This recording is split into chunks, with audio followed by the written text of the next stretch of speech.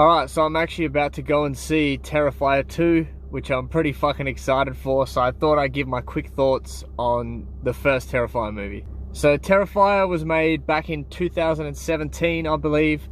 It stars David Howard Thornton as Art the Clown and is directed by Damien Leone. And the story behind this movie, it was enough to make me watch it. The budget was only $35,000, and for the practical effects they were able to pull off in this movie, it's absolutely amazing. Coming from a time where Hollywood literally CGI the shit out of fucking everything, it was kind of refreshing to see a movie like this. Even though the movie was fucked and made me want to yak, it was kind of refreshing to see it. So I knew of Art the Clown as a character from TikToks and Reels and stuff over the years, but I never actually sat down and watched this movie. I always thought to myself, it's going to be a low budget movie, it's going to be crap, bad practical effects. So I actually sat down to watch this yesterday, and I'm seeing the second Terrifier tonight. You don't need to watch this first one to understand what's going on in the second, not at all. But I'm glad I watched that first movie. Again, for the budget, what they were able to pull off is nuts. So the movie starts off with a girl on a TV screen and half of her face is missing. And it's because of Art the Clown. The film goes back a year. You're introduced to these two girls, and basically within 5 minutes, they see Art for the first time and the movie kicks off. And that's when you really see David Howard Thornton's performance. His performance is absolutely amazing. He only relies on his mouth and his movements. That's literally it. He never speaks. Even when he gets stabbed or anything, no words come out of his mouth. I don't even think he has a voice. You don't know. It's a mystery. And he looks so fucking creepy, and he acts so creepy.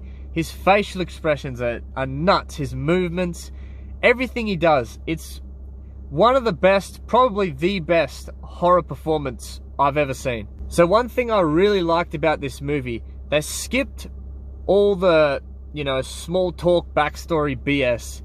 They didn't really explore these two girls. They just threw them on screen and that was it. They didn't tell you their backstories and stuff like that. Because of the short runtime and the short budget, it really did work for this movie. I've seen a lot of people complain about how the first lacked story and lacked substance.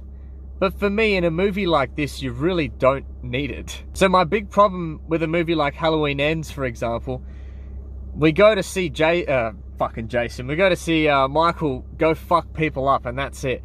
But they tried to tell a, fucking emotionally driven character piece, and it just ruined the film. This film knows what it wants to be. It's a film where you got to see it to believe it. It relies on shock factor. And you got to appreciate the lengths they went to actually make it look as real as they did. So the creepiest scene of this movie being the scene in the restaurant. It goes for about 3 minutes and it is fucking terrifying. Just staring down this girl, but at the same time trying to be like a clown, making faces, and it's just so unique. There's no movie like this. So after that restaurant scene, all hell breaks loose. Art starts killing people, and in the most fucked up ways possible. But it starts off small, okay? The first few kills, you're like, okay, that wasn't terrible. We've seen that before.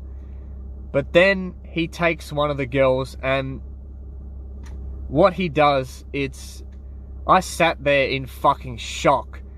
For one, how real they were able to make this look. This movie turned it up a notch. It looked so fucking real, and I was so creeped out. And that's not even the worst part of the movie. The worst part is when he dresses like a girl by wearing a girl. That's all I'm gonna say. You have to see it to believe it. It is so fucked up and disturbing.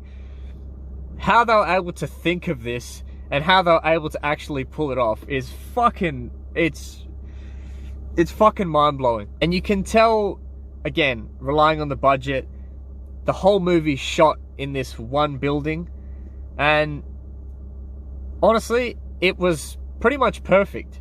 The film didn't need to go out of this setting. They're trying to escape because Art's pretty much set up a perimeter where no one's fucking leaving. So it made sense. And I know this film is extremely disturbing and fucking disgusting, but it really inspired me as I want to make my own film one day. And if he can pull off this movie with a $35,000 budget, that really gives me hope that I can make a film one day that's even half as good as this. I don't intend on making a film as gory as this, but I intend on making a film one day, whether it be a feature film, a short film. That is my dream. And the fact he was able to do it with so little money, you know, no one probably believed this idea when he pitched it. Everyone probably thought, man, this guy's fucked up.